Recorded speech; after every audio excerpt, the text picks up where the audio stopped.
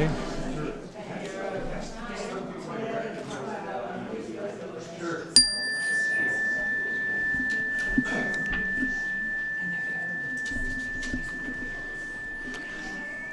Good morning.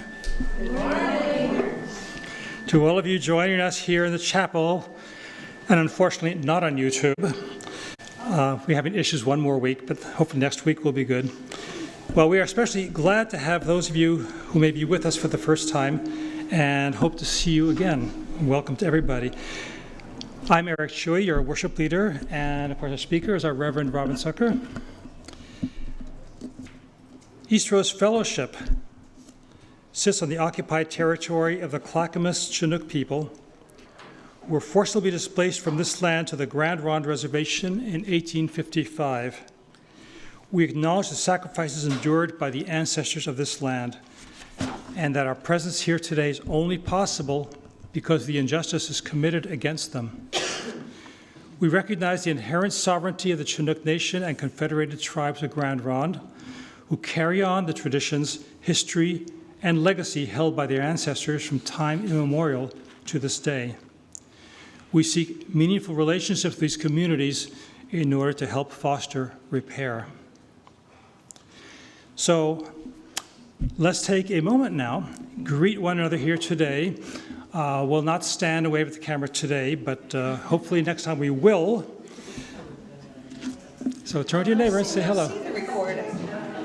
Yes.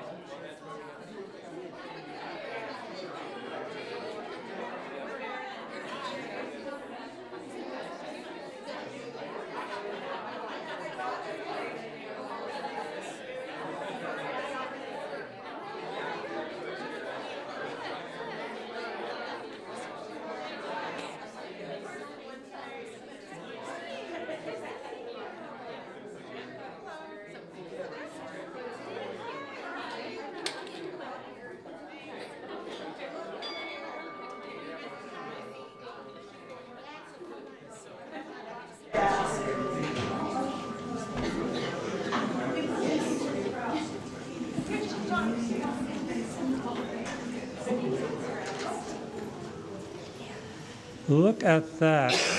We will have plenty of opportunities to talk some more. There's good coffee been prepared in the back, and I see a whole bunch of new people have come in. That's wonderful. More people to talk to afterwards. So also, this is being recorded, so people online will get a chance to see us and be with us in a virtual way some other day. Okay, so call to chalice lighting. Well, first the call to worship, the 23rd Psalm. So the religious humanist 23rd. Sorry, my mistake. Good, it wasn't me.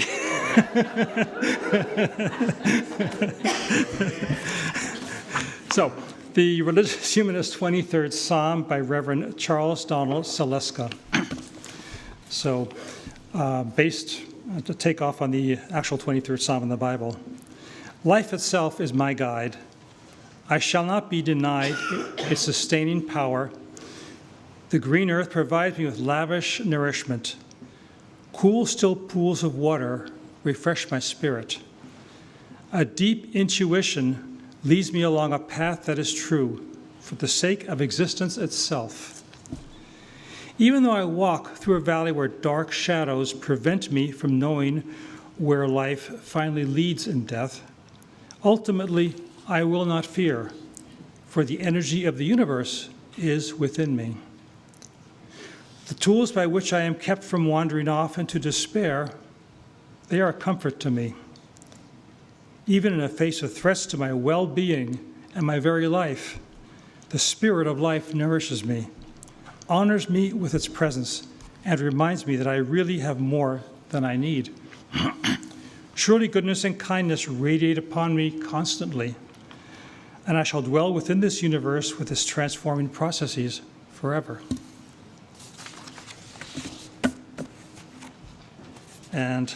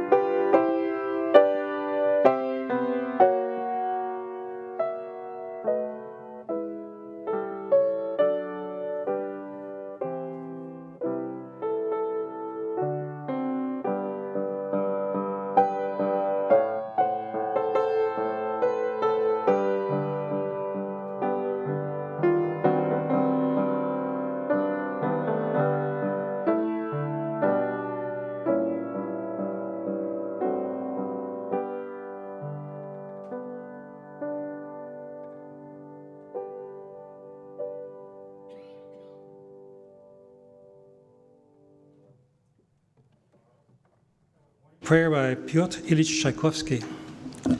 Now the chalice lighting, Reverend Robin's going to light it while I read 447 in the hymnal by Albert Schweitzer. At times our own light goes out and is rekindled by a spark from another person. Each of us has cause to think with deep gratitude of those who have lighted the flame within us. And the Advent wreath. Advent is a time to celebrate the approaching Christmas season. Today is the fourth Sunday of Advent, the one right before Christmas. We light 4 candles: hope, which is purple; peace, which is also purple; joy, which is pink; and love, which is purple. The white candle in the middle also honors Christmas Eve. And now I'll light the Hanukkah menorah. Hanukkah starts on Christmas Day this year, which is an interesting confluence. You never know when Hanukkah's going to be. It's on the 12th of December next year. So I will light all the candles, since we are not going to light them on Christmas Eve or be here during Hanukkah. Baruch atah Adonai, Eloheinu melech olam, asher kiddushonu b'mitzvoso, v'tzivanu lahadlik ner shel Hanukkah. Blessed art thou, O Lord our God, King of the universe, who blesses us with your commandments and commands that we kindle the Hanukkah lights. Thank you, Eric. Clearly, the service today is about the 23rd Psalm, and we have a number of versions of it to bring home our point about how universal it is. This next one is the perfect follow-up to the Hanukkah candles, because this one is based on the concept of the divine feminine in Judaism called the Shekinah. The Shekinah, a sheltering presence, makes me whole, causing me to rest in green fields, leading me to calm waters, replenishing my soul, and empowering me to make life-affirming choices in celebration of your name. Even though I have walked in darkness and known loss, I have not despised you because you are with me. Your guidance and your nurturing presence and spirit have sustained me. You have conferred upon me unique potential, which I strive to realize from the deep core of my being. I am overflowing with gratitude. I know that your goodness and loving kindness will continue to abide within me, and that I will live out my days in your house. Our opening hymn is also in celebration of Hanukkah. It's really more of a folk song written by Peter Yarrow from Peter, Paul, and Mary. It's Light One Candle, number 221 in the gray hymnal, and the words will be on the screen. Please rise as you are able.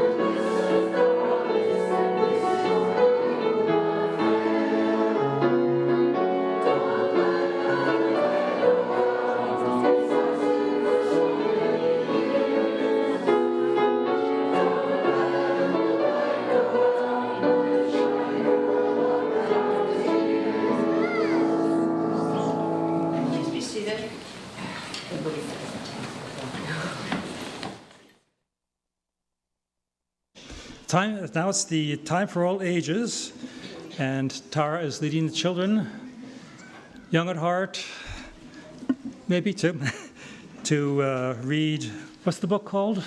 Rain Before Rainbows. Rain Before Rainbows. Good morning, welcome. Have you ever heard the saying, it's always darkest just before dawn? It makes me think of today's story, Rain Before Rainbows, by Smriti Prasadam Halls and illustrated by David Litchfield. As we read this poem together, the illustrations on the screen will help tell the story of a brave young girl and her faithful companion as they face a number of challenges, tall mountains, stormy waters, and deep forests. Just when everything seems like it might all be too difficult, they discover they're not alone. Friends appear, bringing hope like the first rays of a new day. Let's join them on their journey and see where it goes. Rain before rainbows, clouds before sun, night before daybreak, the old day is done. There are mountains for climbing, journeys to take, dreams that are hopeful, decisions to make. Dark days may shake us and worries creep in, with dragons to duel and battles to win.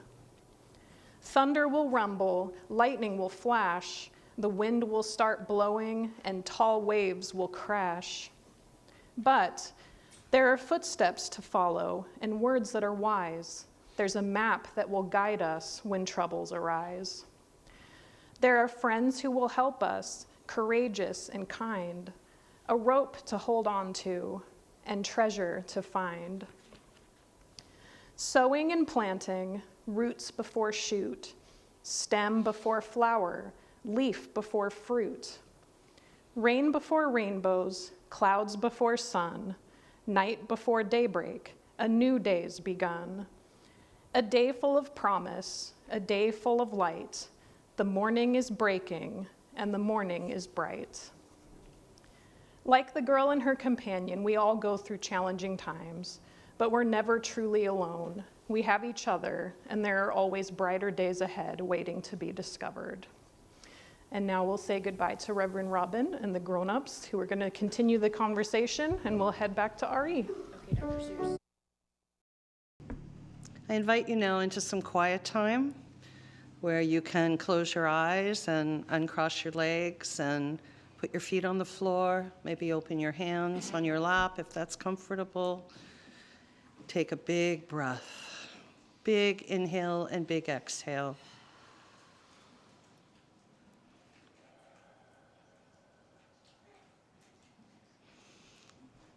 See if you can drop your shoulders, relax your face. Feel how much tension you have in your forehead and your jaw, your neck, down your body. Shoulders, arms, hands, your torso, your legs. See if you can create spaciousness with your breath. 4 beats in through your nose, 5 or 6 beats out through your mouth in an intentional, steady rhythm in a way that's comfortable for you and creates that spaciousness and peacefulness inside of you. And we'll just breathe.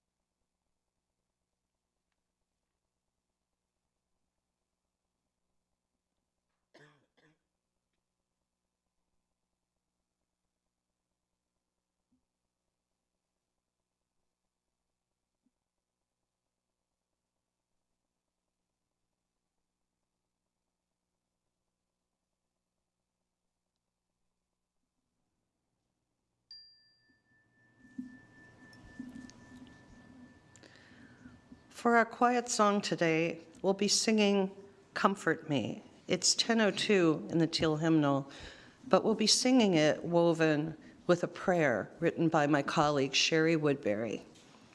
So I will prompt you. If you don't know the melody, you can use the hymnal, number 10:02.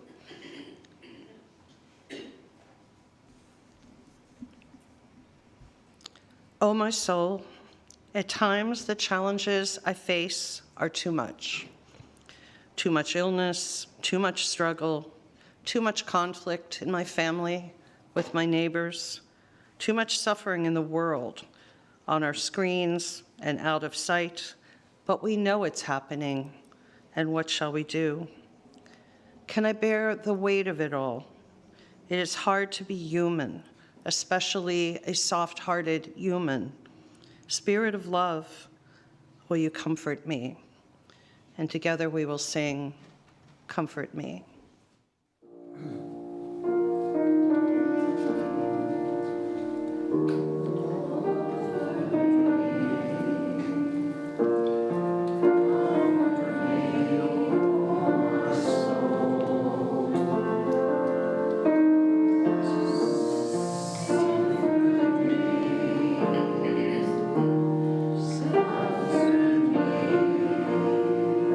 Sing each verse separately.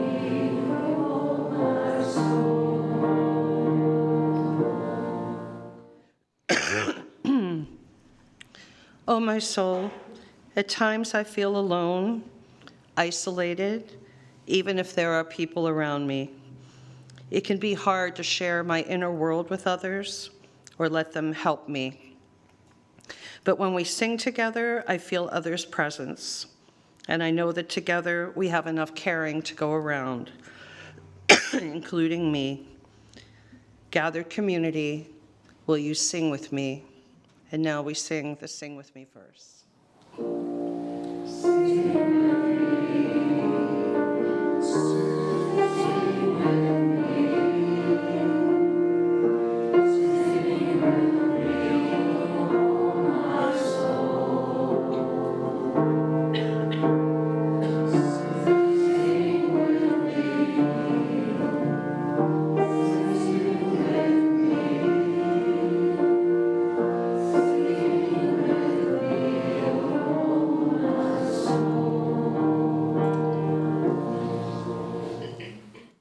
Oh, my soul, sometimes I am just weary when it's hard to get out of bed on a dark morning, hard to face difficult tasks, hard to lift my foot or open my heart.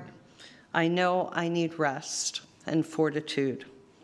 I may need to refill the well within me. Rest is a gift that I will try to allow myself to have when I need it. My needs are important, and I deserve rest. Oh, my soul, you can rest. Rest with me.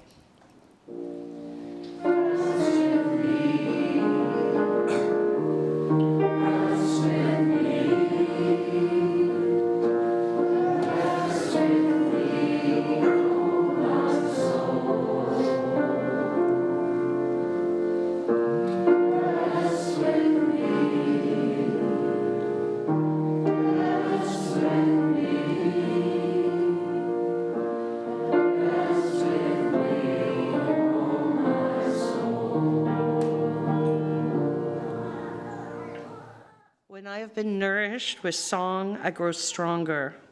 When I have felt the presence of caring community around me, I feel able to use my own power. When I have given my body and spirit the rest they need, I'm renewed. And yes, my soul, when the light grows day by day like a green growing thing, and I am ready to rise in power and beauty. I return to the world and bring to it my love and my joy. Rise with me.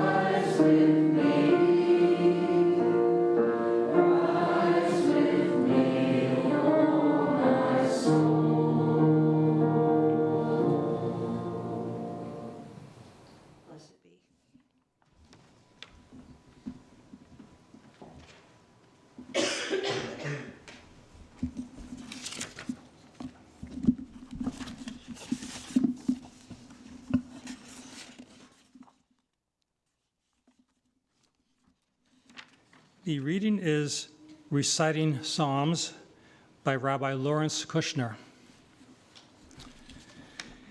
At a summer institute where I was teaching a class on the meaning of sacred text, we studied a Hasidic story which taught that the text not only described, but actually contained the event itself. If read properly, the event could be summoned and relived. This reminded one student, Milt Simon, of something he had done as a boy more than 60 years before when his uncle had pneumonia. And just quoting Milt Simon, "In those days, people didn't go to hospitals like they do now. My uncle lay in his bedroom, and the doctor, a good man, came out and told my parents that the end was near. I'm sorry," he consoled, "but I don't expect him to live through the night." We helped the doctor on with his coat and saw him to the door. "Come," said my father, taking me by the hand. We have a job to do. He sat me down next to my uncle's bed, sat next to me, and opened the Bible and recited a psalm. Then he gave the book to me. Now you read. When I finished, he took the book from me and read the next psalm. And so it went all through the night, the two of us reciting psalms one after another.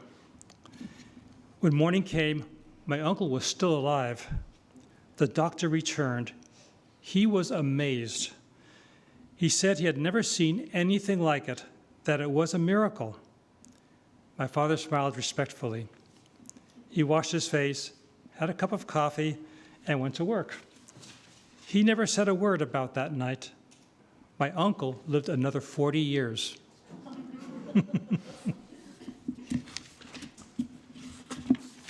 And now we have a musical interlude, a quartet from the Sunrise Choir directed by Tara Perez with Joy Virtue, Jean Wygant, Karen Perez, and Keen Clay.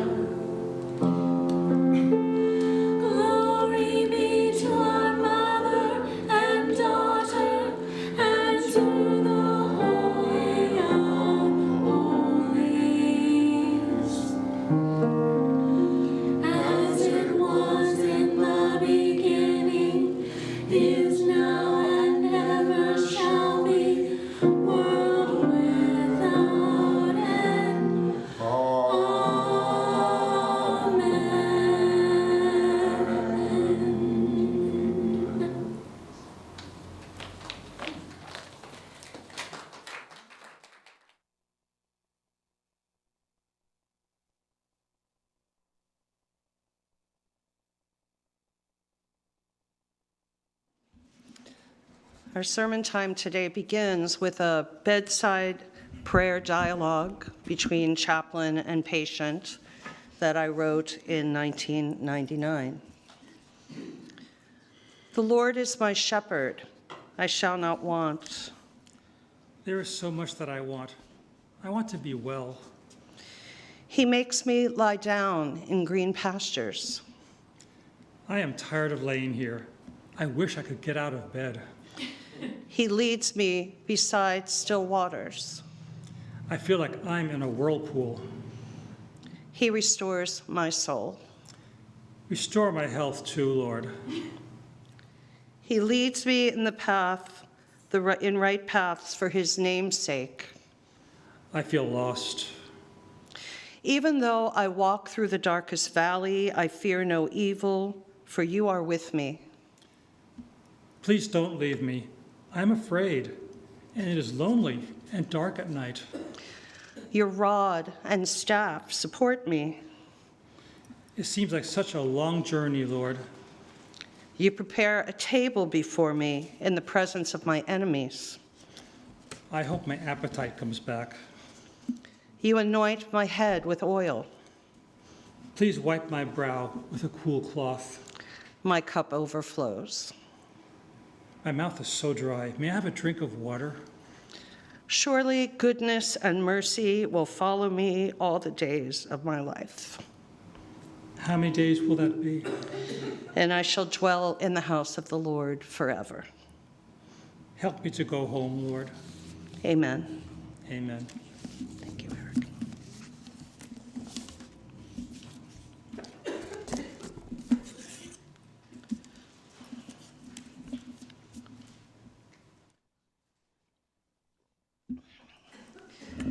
The beeper went off around 2 a.m. I was curled on a very thin cot in the stuffy conference room at Massachusetts General Hospital, taking one of many turns as the 24-hour on-call chaplain during a summer of pastoral care training, or CPE, in 1998. The piercing beat made me sit bolt upright. It always had that effect. Someone somewhere in the hospital needed a chaplain. I didn't know why they needed one. They could be dying, or a family member could be dead. They might be scared, or simply in need of a listening ear or prayer. As I got myself together, I wondered, not for the first time, if I was going to be enough to fill the need. I found my way to one of the general medicine floors and quietly entered the still darkened room of a woman in her 60s, I reckoned, with debilitating arthritis. I introduced myself, to which she kindly but firmly replied, "I really wanted to speak to a priest, dear." This was lace curtain Irish Boston, after all, but I explained, not for the first time either, that the priests were only called in the middle of the night when a patient required sacraments. She didn't appear to be at death's door. I checked with her, so I offered to stay and talk with her if she wanted me to. She seemed disappointed and remarked that she didn't think that I was going to understand her because I wasn't Catholic. She wanted special prayers, novenas and such, and pardon me, at that point, I didn't know even one novena. I did learn some after this night. So I thought, well, you got me there. I don't have a novena handy. Even so, we sat together in the stillness as she slowly began telling me the heartrending story of her life, how her husband had carried her from room to room for much of their marriage due to her early and severe onset of the disease. I learned how much pain she had endured, the children and active life she could not have, and how her strong faith had sustained her. After an hour or so, I apologized again for not knowing any novenas, but I did offer up the 23rd Psalm. We could recite it together, I suggested. Yes, dear, she said. It's my favorite. So I took one of her gnarled hands very gently, and we prayed some of the most famous and beloved lines of poetry ever written, King James Version, if you please. The lyrical and passionate words transcended our religious differences, our ages, and our circumstances. Together, we traveled through the psalmist's terrain of verdant pastures and foreboding shadowlands. We sat together at the feast. We felt the refreshment of the cup and the comfort of the oil. As Rabbi Lawrence Kushner remarked in his reflection that we heard reciting Psalms, the text of the psalm contains the event itself, and if read properly, the event could be summoned and relived. So there, united in the dark valley of her room, the woman and I became the psalm. I said amen and good night, and I ducked into an elevator, and I just burst into tears. Even if I had not been quite enough, the 23rd Psalm seemed to be. I had never felt more grateful for Scripture in my life. In fact, I probably had never felt grateful for the Bible at all before that moment. Back in the conference room, I couldn't sleep. So I wrote the bedside dialogue prayer between chaplain and patient that Eric and I just shared with you. The words of the patient in the prayer echo the words of longing I had heard so many times and have heard so many times at bedsides, words that I have heard in my study, in your homes, in my own heart. I'm afraid, I'm thirsty, I want to be well, I long for joy, I'm devastated, I'm mourning, I wish to go home to dwell harmoniously in my own house. I wish to gather again with family and friends. I want to make amends. I wish to die peacefully and dwell in the Lord's house. I don't want to be alone. I want to maintain my faith, even though I'm not sure what to have faith in, and that faith seems always tested by illness, loss, and confusion in the world around us. The psalm may state, "The Lord is my shepherd, I shall not want." But in our heart of hearts, there is so much that we want. And perhaps more than anything, what we want and what we truly need is to feel the sustaining presence of some variety in times of despair and crisis. A presence sacred or human or both that we can count on to hold us, to lead us, to dwell with us in our valley. This may explain why I like Bobby McFerrin's musical version of the psalm that our marvelous choir quartet offered us. The Lord is my shepherd, I have all I need. It's one thing to want and another thing entirely to need. Who among us does not need a companion to walk with us in the shadows, to lead us beside still waters when the world churns like a whirlpool, or to quench our thirst when we're in the desert? Not even the most ardent atheist is able to, or it really is meant to go it alone. Haven't we discovered that for ourselves at some point in our lives, even reluctantly? No wonder then that the 23rd Psalm is like a portable shrine, universally treasured and invested by even self-proclaimed humanists with a power deeper than intellectual argument or reason. We may reject the Bible and the personal God of our childhoods, but we'll keep this special song of David, as I have, since I learned it in Sunday school at Congregation Beth Sholem when I was a child. One could say that in addition to being a shrine, that the 23rd Psalm is a kind of talisman that we tuck carefully away, but not too far out of reach, to be brought out when our faith flags, our fear overtakes us, and our souls yearn for restoration. So I say, blessed be to the 23rd and the balm of comfort it can bring to us through the words and images of our own choosing. Pardon me. You know, the enterprise of personalizing the 23rd Psalm, and you've heard a bunch of varieties already today, is helped along by the veritable plethora of versions that have been created over the centuries. For some of us, many of us, me included, the patriarchal formation of the classic text, the Lord and He, may not only be distasteful, but hurtful as well. And having numerous renditions from which to choose gives us permission to substitute language and imagery that speaks to us spiritually. So today we heard a Jewish feminist version and a humanist version and a beautiful version by Bobby McFerrin. One modern mystical translation that I believe captures the emotion and intimacy of the psalm refers to the Lord as a sacred beloved and speaks of being led in the path of goodness to follow love's way. A table is set in the presence of all my fears, and in the end, we dwell in the heart of the beloved forever.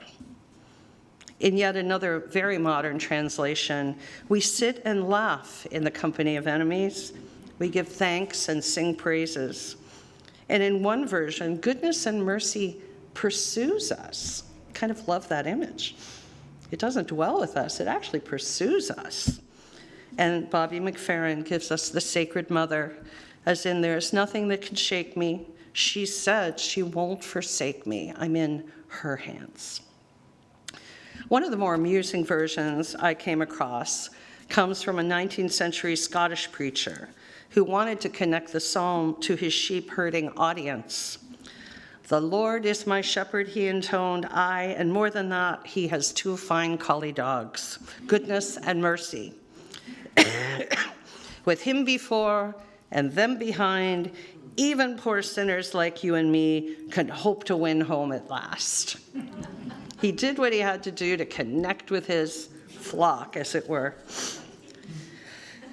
In addition to the many riffs we might select to help us customize this most personal and yet universal of prayers, we possess many different reasons for why this psalm might speak to us so powerfully and poignantly. For one, it captures the loneliness and uncertainty that are inescapable conditions or aspects of the human condition. We live in a world, pardon me, where children die of cruel diseases, terrorists blow up buildings, an unhinged anti-Semite shoots up a synagogue on Shabbat in Pittsburgh, in the neighborhood I grew up in. We've lived through COVID-19, racial and social unrest, attempts to subvert democracy, among other things. Loneliness, uncertainty, upheaval. Psalm 23 offers us, or can offer us, a sanctuary where the divine and the human meet, an oasis of solace in a desert of reversals. I recall officiating at a funeral many years ago when I was in Boston, during which we were regaled with one amusing story after another about the deceased, a dynamic man in his 50s who had died quite suddenly of a heart attack. We had laughed a lot together that morning, and yet the moment we began a unison recitation of the 23rd Psalm, heads lowered, tears flowed, and a powerful silence and solemnity filled the sanctuary.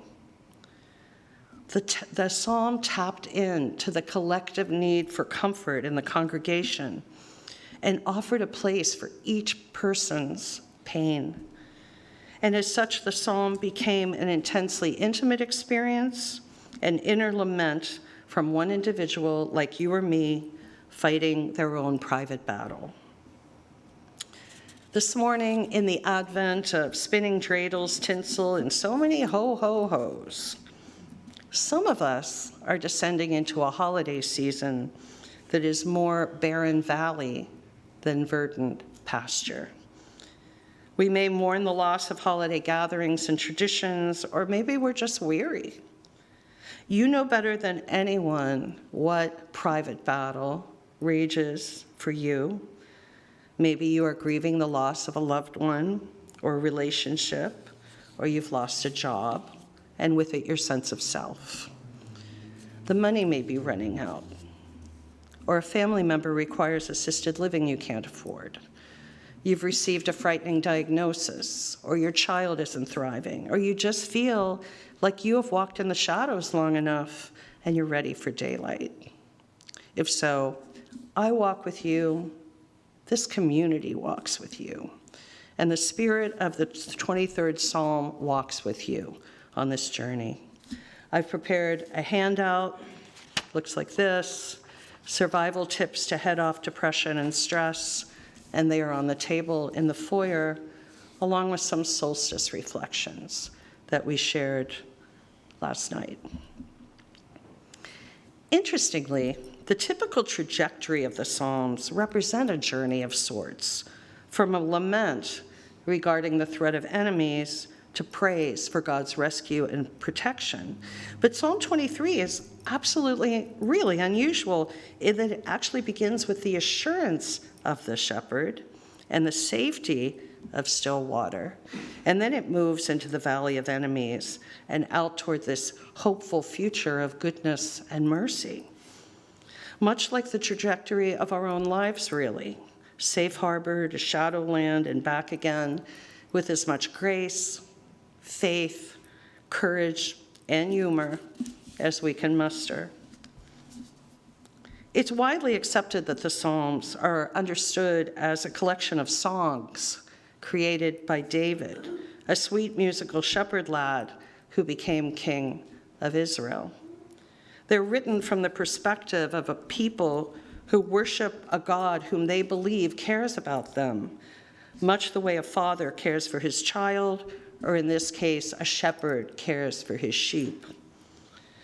Note the psalmist's confidence in this relationship. He writes, "The Lord is my shepherd, my shepherd." One can imagine the Maccabees, those famed freedom fighters in the Chanukah story, reciting this psalm of confidence in their God as they stormed down from the hills to reclaim their temple and rededicate it. Envisioning God or the Spirit as a shepherd and personal guardian, it sounds reasonable and even flattering. After all, Moses was a shepherd. Jesus has been referred to as the door of the sheep, and even Muhammad argued, no one can be a prophet who has not first been a shepherd. Because a good shepherd fulfills the needs of their flock, no matter what. Much like the God of the Maccabees, the God of the psalmist, provided for his people in the wilderness. With the shepherd on duty, they shall not want. This must explain the New Yorker cartoon I clipped out some time ago, in which one sheep side-eyes his keeper and says to another, "Don't tell old straw hat over there, but the Lord is my shepherd." Even so, this timeless poem gives us a powerful and emotional dance between faith and doubt, much like the one lived out by us modern creatures thousands of years later, especially us Unitarian Universalists who cherish our doubts and might wonder about our faith and how they are balanced out. I think most of us want or need a shepherd, whether or not we believe in the psalmist's personal God or in any transcendent deity for that matter. And why shouldn't we? The spirit of life, the mysterious presence, the beauty of nature, fill in the blank for you. The thought of being totally alone is just too much to bear. And the reality of being totally alone is too much to endure. And yet, in the shadowy valley, in all our darkest moments, the 23rd Psalm is not a test of faith. It's an admission of our imperfect humanity, our vulnerability. We're not expected to be perpetually fearless or fragrant with oils or at ease in green pastures. We may long for this and wish to be led there as often as possible. Goodness and mercy may follow us, even pursue us. Righteousness may meet us at the crossroad, but the road can be bumpy and the cup can be empty when we most need refreshment. The poem doesn't speak to us about what should be, but rather a faith always becoming and restored moment by moment on the journey. It speaks not of fearlessness, but rather of courage and hope summoned in the face of fear. It doesn't demand sainthood, but instead a pledge to live in harmony and honesty with oneself, with one's foes, and with the ground of being as you understand it. The writer Kathleen Norris speaks to this practical but mysterious power in her book, Amazing Grace, A Vocabulary of Faith.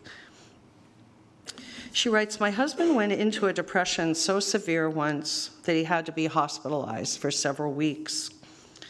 I was stunned, pardon me, I was stunned to learn that we didn't have medical insurance. In his descent into despair, he had canceled it. But I also comprehended that this was actually the least of our problems. Finding out who my husband was," she writes, "who I was, and rebuilding our life together, those were the critical things. One day, at the height of this crisis, I was talking to a friend in New York City who asked, 'What are you doing for yourself? Are you seeing a counselor? Did you get someone to give you a prescription for tranquilizers?' 'No,' I replied. Then I startled myself by saying, 'I'm okay. I've been praying the Psalms.' 'And that's enough?' she asked, incredulous. The funny thing is, it was enough. Only you know what is enough for you, enough to get through a human life that is not all still water and bountiful tables. There have been and will be foreboding valleys, burnt fields, raging rivers, dry foreheads, and empty cups. Only you know how to recognize your shepherd in the shadows. But please don't allow pride or embarrassment to keep you from the comfort that awaits you there. Allow your inner lament to be heard. Beloved shepherd, watch over me. Take my hand and don't let go. Walk with me in a dark and dreary land. I'm thirsty, my forehead is parched. Help me to face my fears and discover my strength. There is so much that I want. Help me to remember and keep faith that I may already have some of what I need. So may it be. Shalom, blessed be, and blessed we."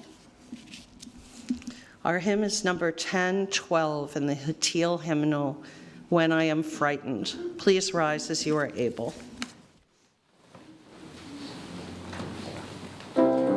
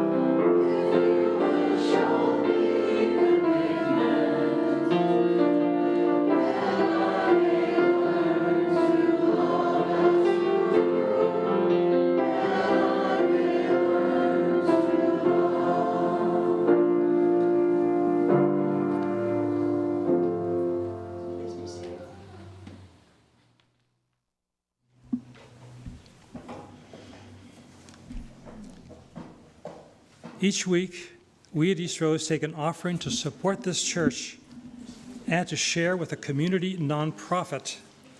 This fiscal year, half our offering will go to NAYA, Native American Youth and Family Center, which serves self-identified Native Americans, infant to elder, from across the Portland metropolitan area. Their aim is to, this is a quote, enhance the diverse strengths of our youth and families in partnership with the community through cultural identity and education, unquote. They believe that traditional cultural values are integral to regaining sovereignty and building self-esteem. NAYA values respect for the environment, places the larger community before the individual, and involves elders. They promote healthy living through positive alternatives to high-risk behaviors and promote the values of sobriety, family stability, culture, active lifestyles, and education.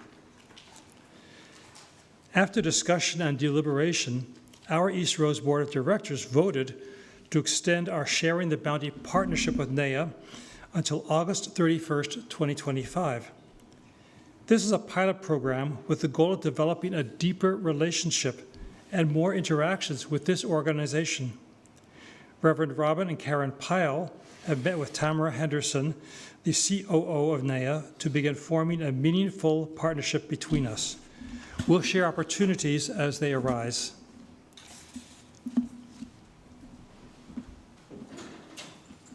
Now we'll take the offering.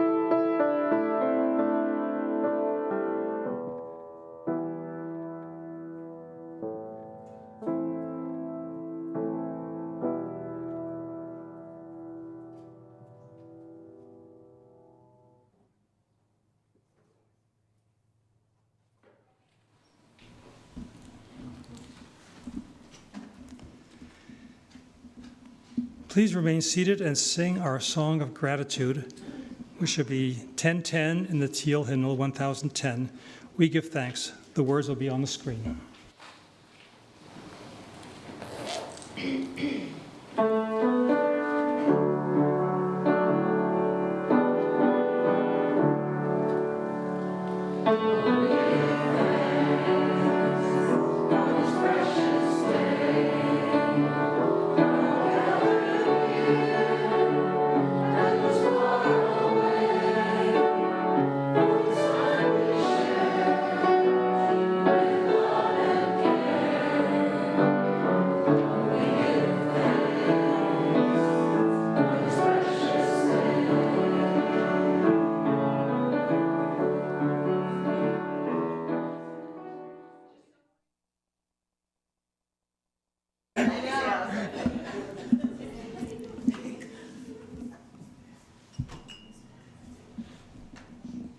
We extinguish this flame, but not the light of truth, the warmth of community, or the fire of commitment.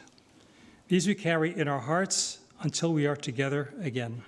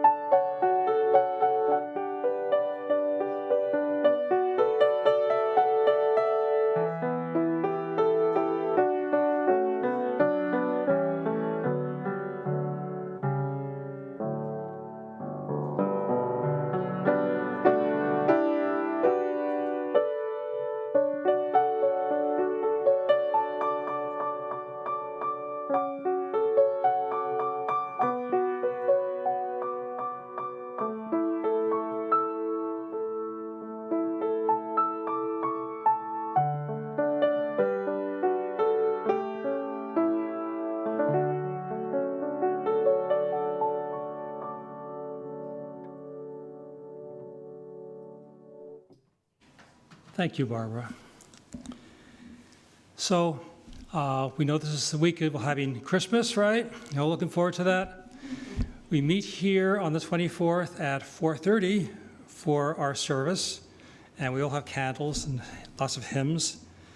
And that day there'll be no lunch with the minister, just the Christmas Eve service. So hope to see you all there. Incredibly, there are no other announcements. A first. But I'm excited about Christmas Eve. We have a really great service scheduled. Lots of music from the choir, hymns, a little theatrical vignette, a homily, and kids dressed as angels. So I think it's going to be lovely. We are not having a reception afterwards so that you all can go on to whatever gatherings or events you might have. But we have a lot of leftover treats from our solstice gathering, and I hope you'll enjoy those today during the coffee hour. And I have a brief benediction called On Good Deeds. It's a humanist blessing for Chanukah. Let us bless those who came before us, who did great deeds that seemed like miracles. May we do such good deeds at this season and at all times of year. Blessed be. Amen. I look forward to talking to you during coffee hour.